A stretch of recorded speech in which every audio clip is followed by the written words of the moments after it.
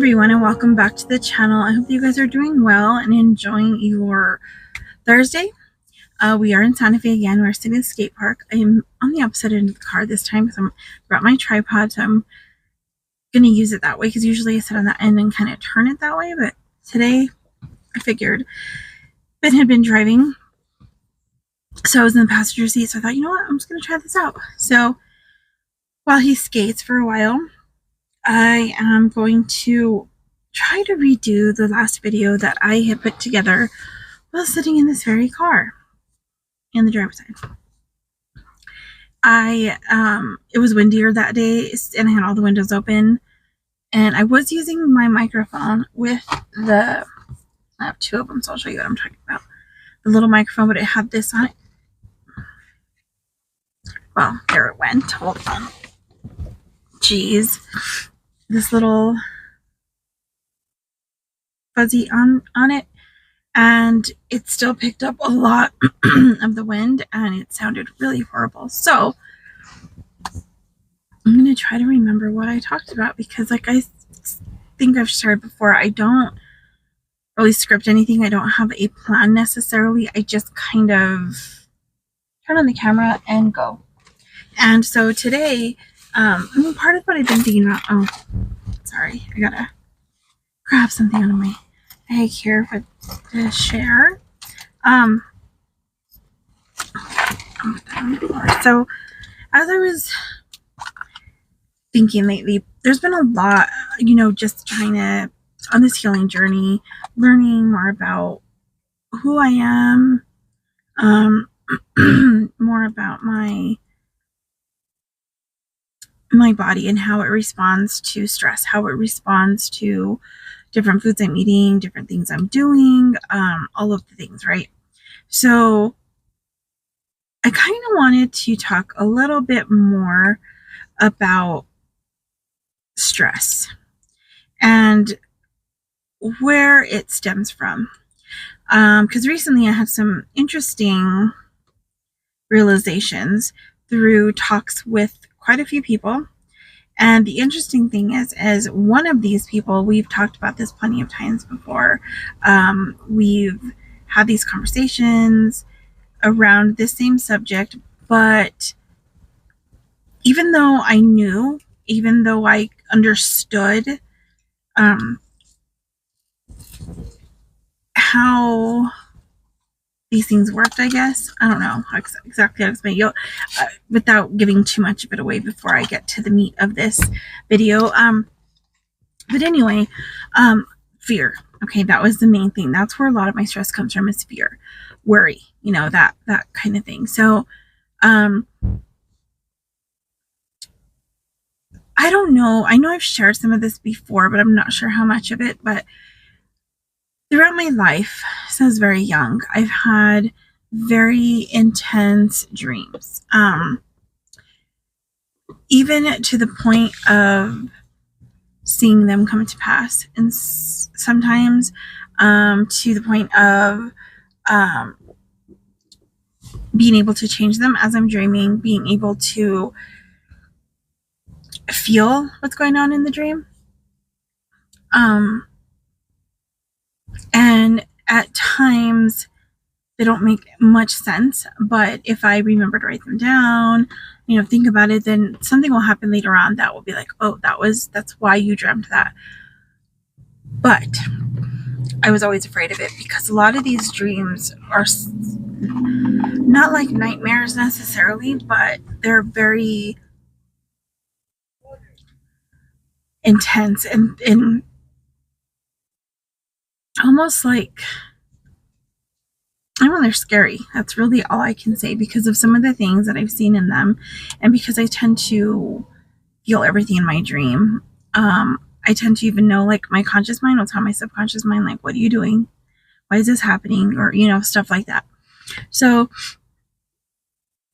because of that, I always stressed out. Partially, there was various reasons for it. And there's this cute little puppy.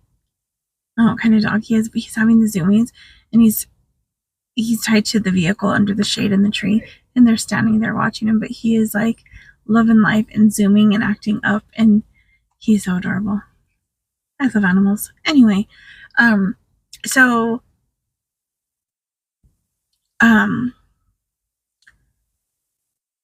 part of what happened to me as a child that shaped me into the worrywart, people pleasing, want to fix everything, want to make sure everybody's happy and everybody's um, got what they need, I guess, or whatever, also made me a very stressed out person.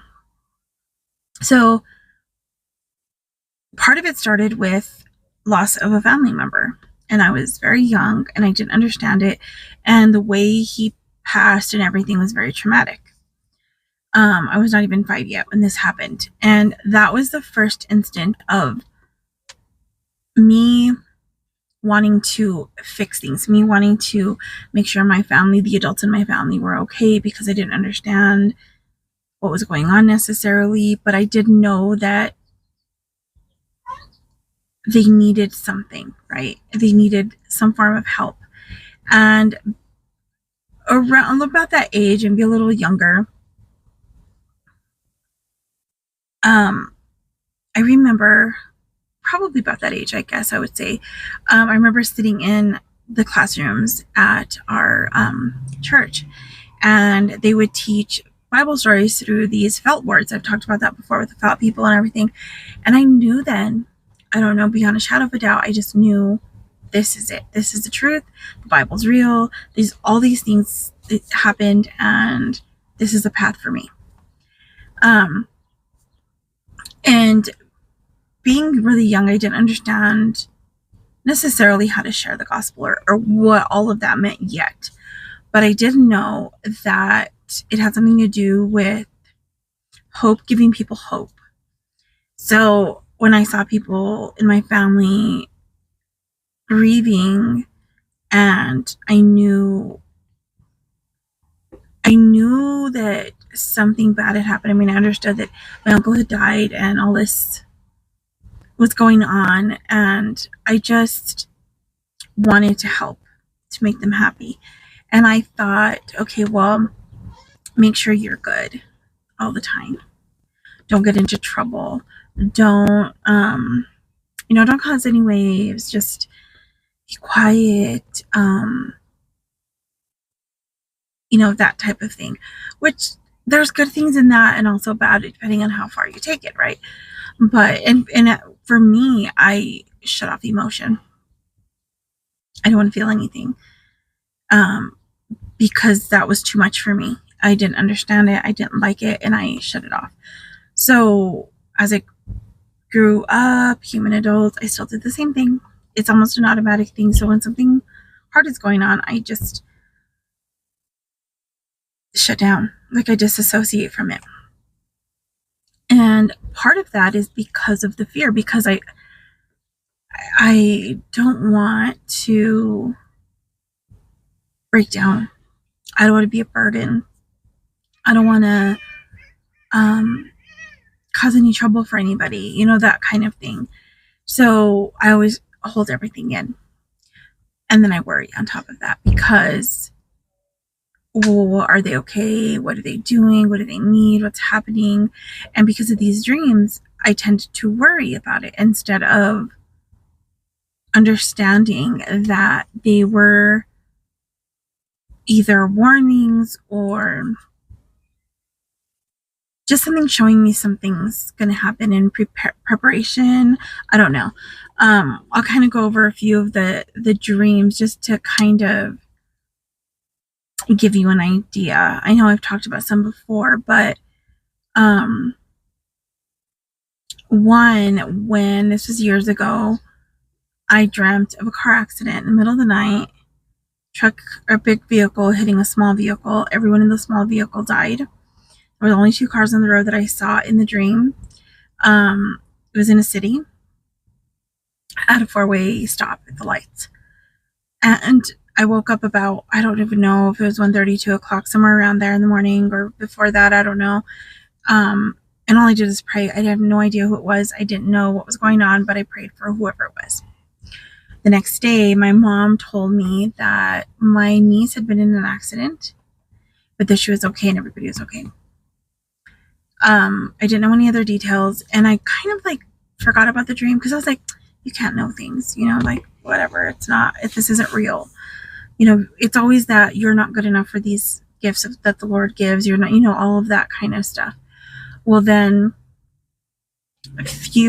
right when my mom passed away, maybe a little after that, so it's been about 3 years. It'll be 3 years now in July. Me and my niece were talking about it, and I told her, let me tell you my dream before you tell me what happened exactly, because just so it doesn't seem like I'm going up, oh yeah, that's what I saw, that kind of thing. So I told her, and it was almost exactly like I saw. I don't know what it means. I don't know if I still don't know, but other things have happened where I dream someone's in trouble or going to be in trouble and end up in jail, and I warn them, and still they may not get out of the situation they're in, and one of their close friends ends up in jail. And then another day, I have this very heavy feeling about a certain person in my family or a friend or whatever. Like, something that is going on that you don't understand, but I sometimes ignore them and I don't say anything. I don't call because I'm like, how am I going to say, oh, I'm feeling something's up, and then come to find out that something did happen. And the interesting thing is, this particular situation that I came to mind is that night I did not sleep. My dog didn't sleep. He was nervous all night long, kept wanting to get out. Every hour he'd wake up to go outside, and he was looking for something.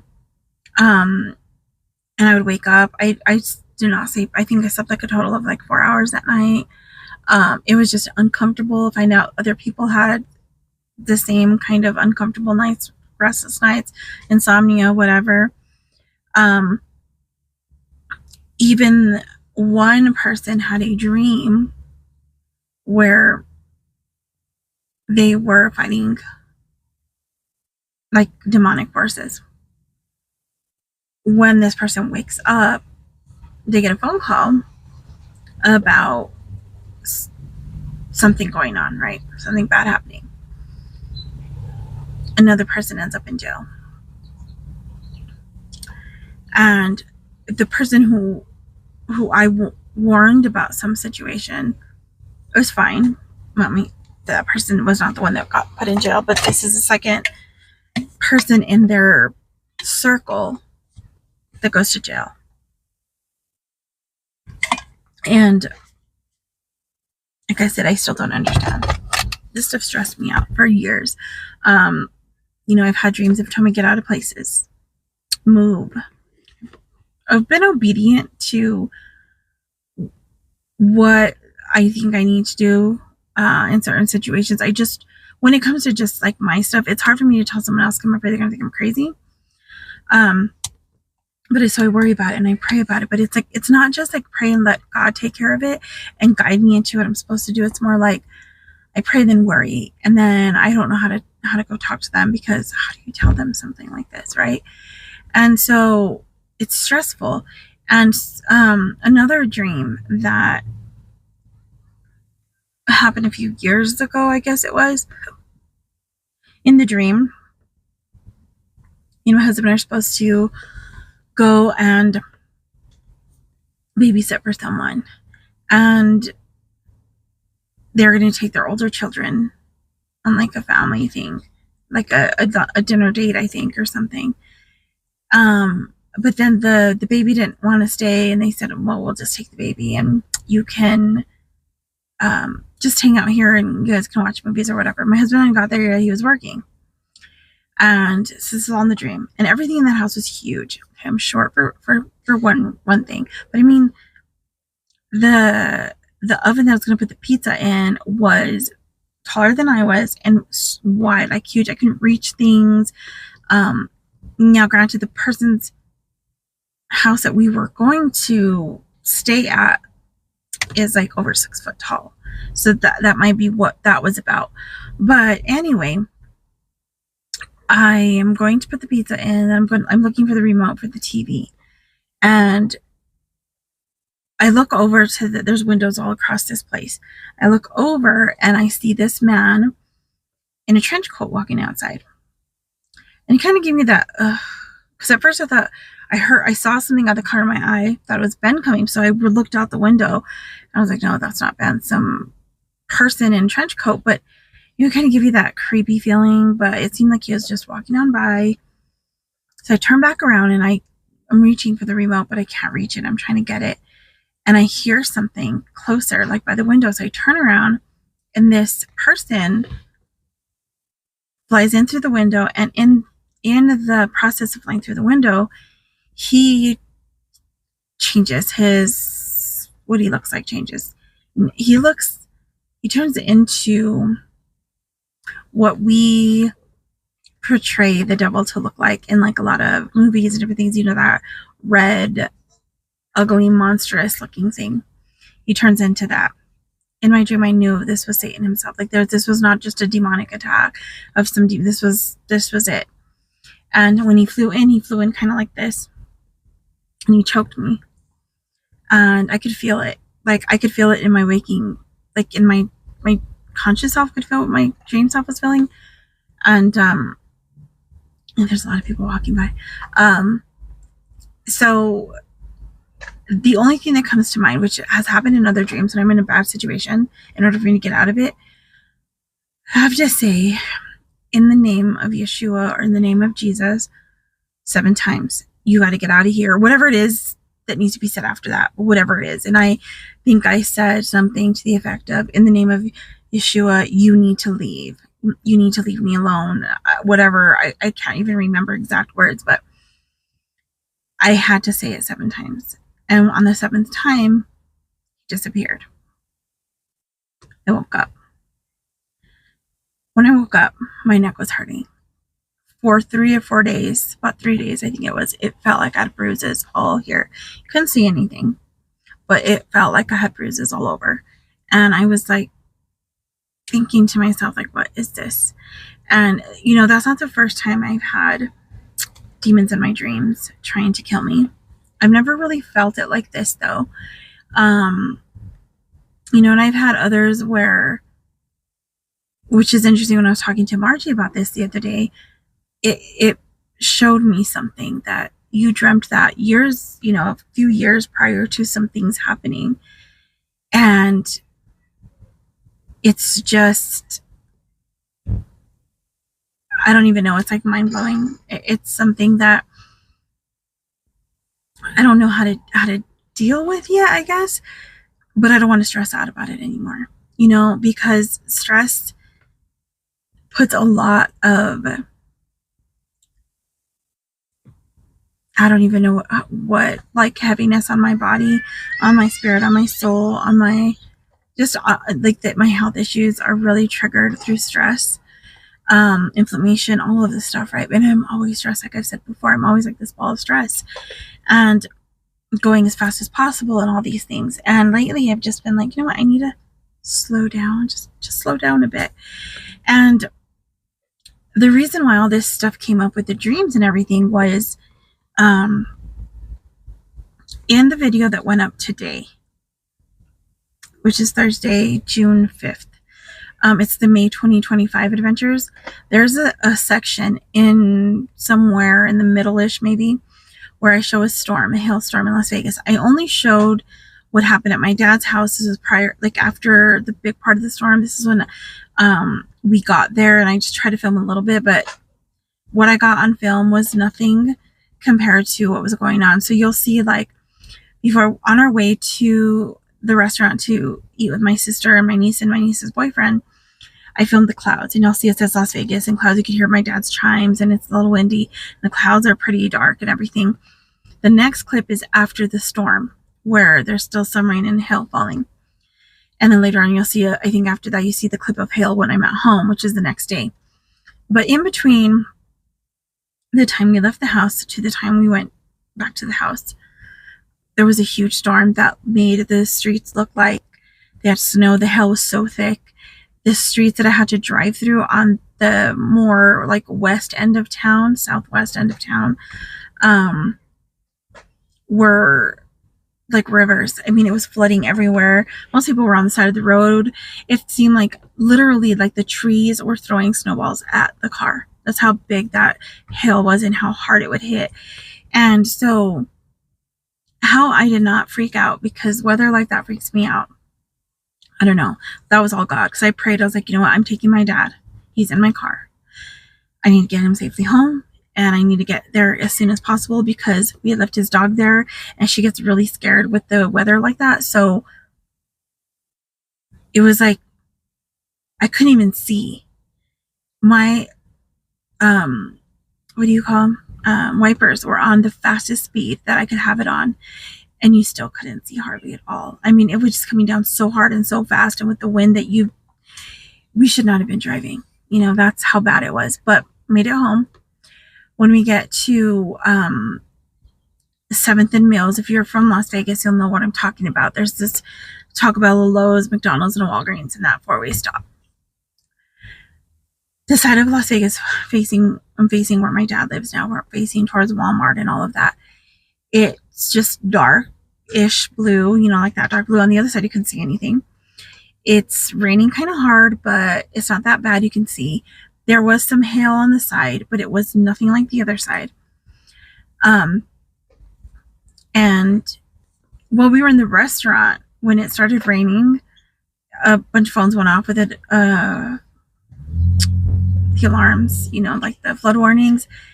And I don't know what look was on my face, but my sister's like, something, you thought something. And it just hit me for some reason about the dream that I had on Thursday. Because that Thursday prior to this was my dream.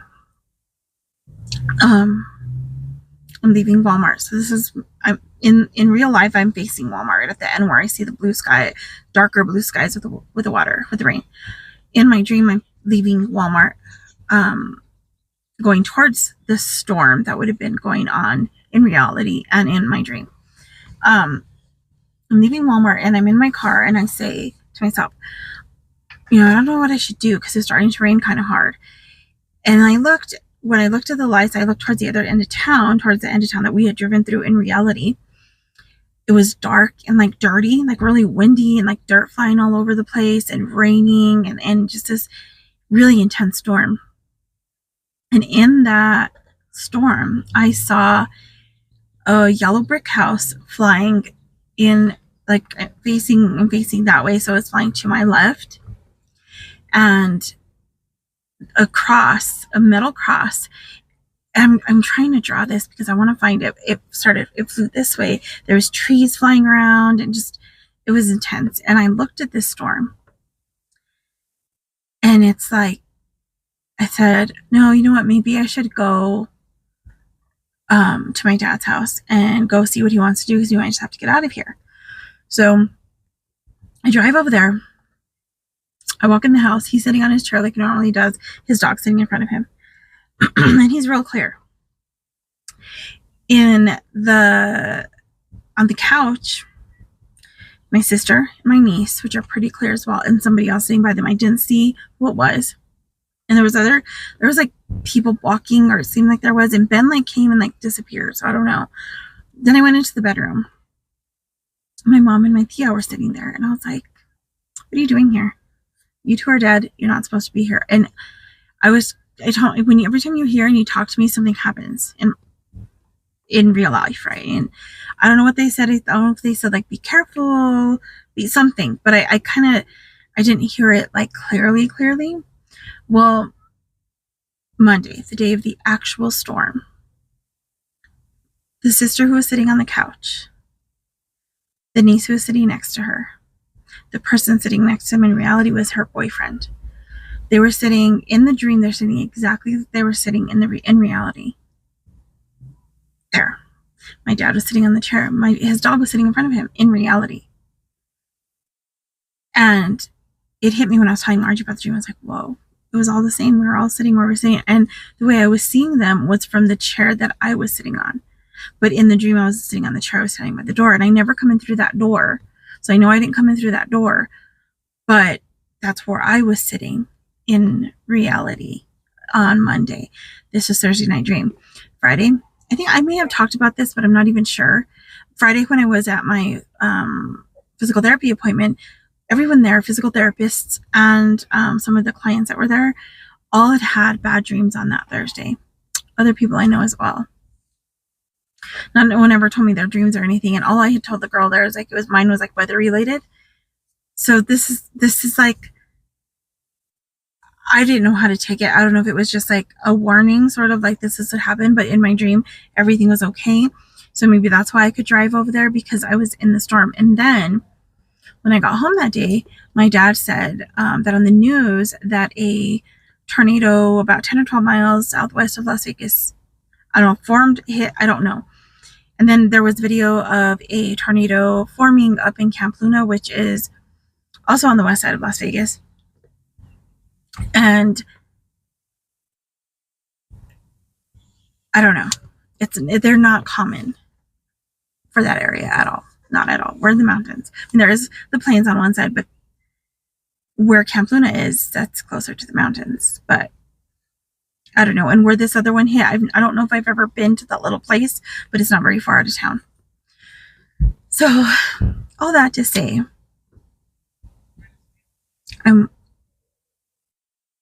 part of my healing experience, part of my healing journey is to begin to trust the Lord with the gifts that He's given me. I don't know what these gifts will bring. I don't know. Like, I mean, in the past, when I've prayed, something does happen, but it never is that bad. When I've listened, we needed to get out of the place we were living in. Honestly, I was very specific in that dream. September 29th, half day. This wasn't in January.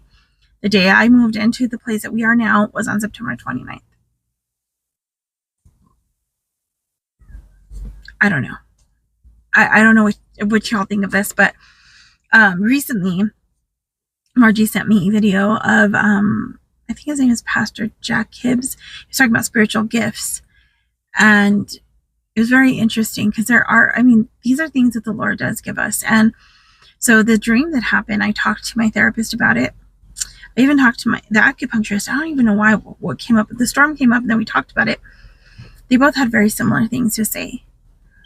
It's a gift. It's empathic. It's he said something like, because he studied with like Native Americans and Japanese senseis and things like that, and he's like, I don't know, where you stand on your beliefs and everything, but, and then I did explain to him, but he said something like, in the Native American traditions or something like that, they would call you a sensitive, someone who's sensitive to their surroundings, sensitive to other people. And we talked about anxiety and how I have a really hard time being around people in public. And I love people. For a while there, I thought, do I hate people? Am I a jerk? Am I just mean? Is something wrong with me? But I don't hate people. I love people. I think people are amazing. Of course, I don't like everything about everyone, and I know nobody likes everything about me either. But the acupuncturist, he even said, oh no, I see you like a people person. Like, you're really nice, and you're someone I could talk to. Some people would talk to or whatever, but he said maybe it's because you're feeling everything. Like, I don't know how to process it. I don't know how to filter what's going on. So that's how I decided that part of this healing process for me is going to be putting myself in situations where I'm not hurting myself, not causing myself too much undue stress or anything like that. But I was really scared of doing the artist dates, which I've talked about before. Because you're supposed to go on your own, somewhere. I probably have crumbs we ate from Allsup's for lunch. Somewhere by yourself, and to open your creativity, to get rid of the blocks of your creativity. And I didn't know where to go by myself. It's like, I'm not going by myself anywhere. So I sit in the car at the park while he skates, and I get down sometimes and go film him, or just like walk around or whatever. By myself, I'll go to the thrift store that's like right across the street. But recently, you'll see this. I do have some clips that I shared in the last video as well. Because it was my first artist date. Like, or I guess it would have been my second artist day because I had done one prior to that where I went to a park, I think. Can't even remember what the last one was. But this one was going to Barnes & Noble because that was my happy place, was always a library or bookstore, and I just couldn't go by myself. The library in my hometown I can go to by myself. But here in Santa Fe, where I'm closer to, I was just like, it's too many people. It's going to freak me out. Then Barnes & Noble is at the mall. And I get turned around in the mall. But thank the Lord, the entrance to Hobby Lobby, that's also at the mall. And that entrance is also on the outside of the mall. You can get into the mall through Hobby Lobby, but not through Barnes & Noble. They have a cafe in there. First May trip that I went, I stayed there for 1 hour. That was including walking around, getting some books, sitting in the cafe, and drinking coffee. Brown sugar shaken espresso is what I got that day. I think I nearly have the espresso, but the brown sugar oat milk stuff was really good. Then I went again now in June, and this time I went because this was also after physical therapy. Both times were after physical therapy because physical therapy is on the same. The road from physical therapy will go directly to the mall, and it's not very far, maybe a couple blocks or so, a few blocks anyway. And this time I stayed 2 hours. I even tried to sketch out, and I don't know if I have my sketchbook with me. Probably not. I know I brought it, or I may have not. I don't know. That kind of hurts. I need to learn not to be picking stuff up like that. No, I guess I did not bring it. But I was sketching out the cross and the things that flew in my dream. But I did that, and then I started looking through the books that I'd gotten, and I listened to some music. I even had a bagel this time. Cinnamon raisin bagel. They didn't have peanut butter. All they had was cream cheese, and I cannot do cream cheese. And jelly, and me and jelly are like, I do like orange marmalade, but it's got to be like where I'm in the mood, and I just wanted peanut butter. So I think I need to start buying little packets of either peanut butter or almond butter would be better, or something like that, and take it with me, and then have that there. And this time I had a interesting thing. It wasn't that good, but I think it's because I'm not sure how to put it together. But she made me a regular coffee with some matcha in it and coconut milk. It was really strong though, and I think that was the problem. It was kind of strong, and I didn't think it through enough to make it. So next time I'm just gonna get the matcha latte, and then sometimes get coffee, that kind of thing. But I just kind of wanted to go over some of the things that are going on, and that will come up in some of my videos on Wednesdays with the healing journey. And I'm gonna go through the artist's way. I'll share what I share here if I'm having some things that I'd like to share from what I'm journaling or whatever. Also, thanks to Tracy from Life in the Wild West, I got this book. I found this yesterday. The Book of Alchemy by Suleika Jawad or something. I don't know. But it's a creative practice for an inspired life. So I started reading this yesterday at the bookstore. I'm in reading the introduction at the moment, but she tells her story, how she faced cancer and very young, in her early 20s, I believe, and how she needed to find something to keep her spirits up, and she did like 100-day projects, I guess. So in this one, this is 100 days of some stories. It seems like she shares, I don't know if these are her stories, different people's stories, different things like that, because they do have different names in there on some of them. And then at the end of each chapter, she gives you a prompt. So, like, let's see. Let me find the first one, and I'll share that here. The first prompt is, what would you write if you weren't afraid? Set a timer for 10 minutes. Don't worry, no one's going to read a word. You can shred it. You can burn it. You can keep it. It's entirely up to you. Ready, set, go, begin. That is interesting. I didn't read that day, but I know what I'm going to write about. So that will be in the next video.